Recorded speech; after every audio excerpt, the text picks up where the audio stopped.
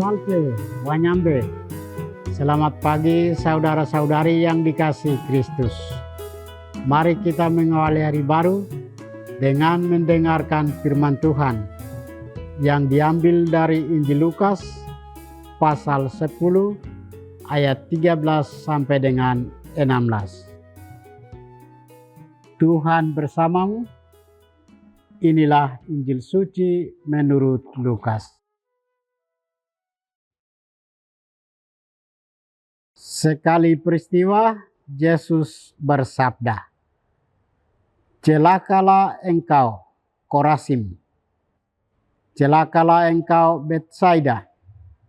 Sebab seandainya di Tirus dan di Sidon terjadi mujizat-mujizat yang telah terjadi di tengah-tengahmu, sudah lama mereka bertobat dan berkabung. Maka pada waktu penghakiman, tanggungan Tirus dan Sidon akan lebih ringan daripada tanggunganmu. Dan engkau, Kapernaum, apakah engkau akan dinaikkan sampai ke langit? Tidak. Engkau akan diturunkan sampai ke dunia orang mati. Barang siapa mendengarkan kalian, ia mendengarkan Daku. Dan barang siapa menolak aku, ia menolak Dia yang mengutus aku." Demikianlah sabda Tuhan. Saudara-saudari yang dikasihi Kristus, tema kita hari ini adalah celakalah aku.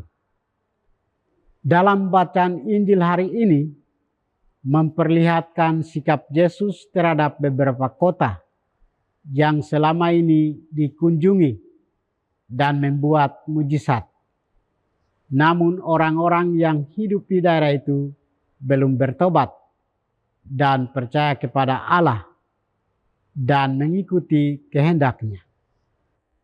Yesus mengecam kota-kota itu dengan berkata, "Celakalah." Ia berkata, "Celakalah engkau, Korazim! Celakalah engkau, Betsaida! Karena jika di Tirus dan di Sidon terjadi mujizat-mujizat yang telah terjadi di tengah-tengah kamu, sudah lama mereka bertobat dan berkabung." Korazim dan Betsaida dinilai sebagai kota yang bebal. Sebab di tempat itu Yesus telah berulang kali mengajar dan membuat mujizat, namun tidak terjadi pertobatan. Hidup orang-orang dari daerah-daerah itu tetap sama seperti ketika belum melihat dan mengenal Yesus.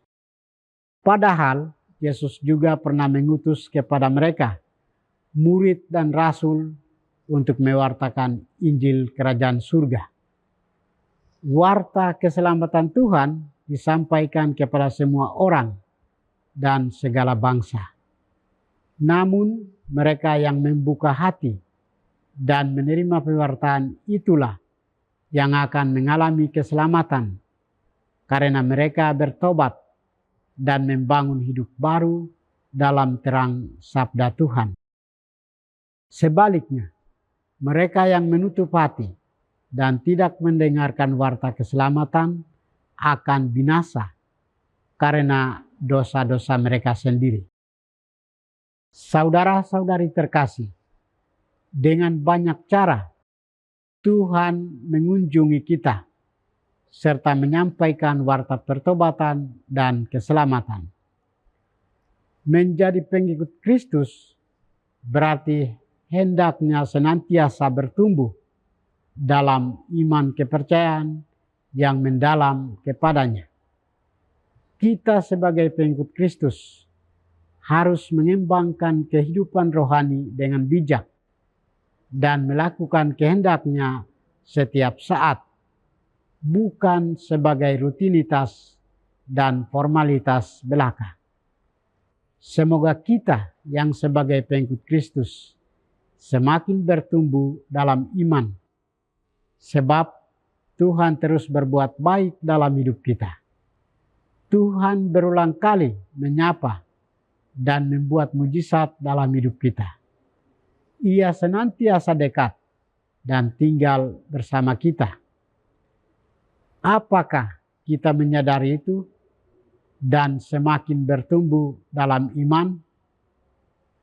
Ini semuanya ada dalam diri kita dan tanggapan iman kita masing-masing. Tuhan memberkati kita. Marilah kita berdoa.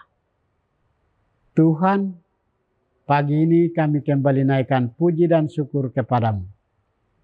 Terima kasih sudah menjaga kami saat kami tidur maupun bangun. Terima kasih untuk udara sejuk dan segar pagi ini. Kami mohon, bukalah mata hati kami, agar kami mampu memandang kemurahan dan karya-Mu. Mampukan kami agar kami boleh memuji dan memuliakan melalui pekerjaan dan pelayanan kami hari ini. Bukalah hati kami agar kami menyadari kesalahan kami dan bertobat. Semoga dengan rendah hati kami menerima rahmat-Mu yang tinggal dalam hati kami. Kristus terang dunia, berkatilah keluarga kami. Jadikanlah kami alat kasih-Mu dan pantaskanlah kami menjadi hamba-Mu yang setia. Demi Kristus Tuhan dan pengantara kami. Tuhan bersamamu. Semoga kita sekalian, orang-orang yang kita kasih dan doakan, seluruh aktivitas kita hari ini dibimbing, dilindungi, dan diberkati oleh berkat Allah yang Maha Kuasa, Bapa dan Putra dan Roh Kudus.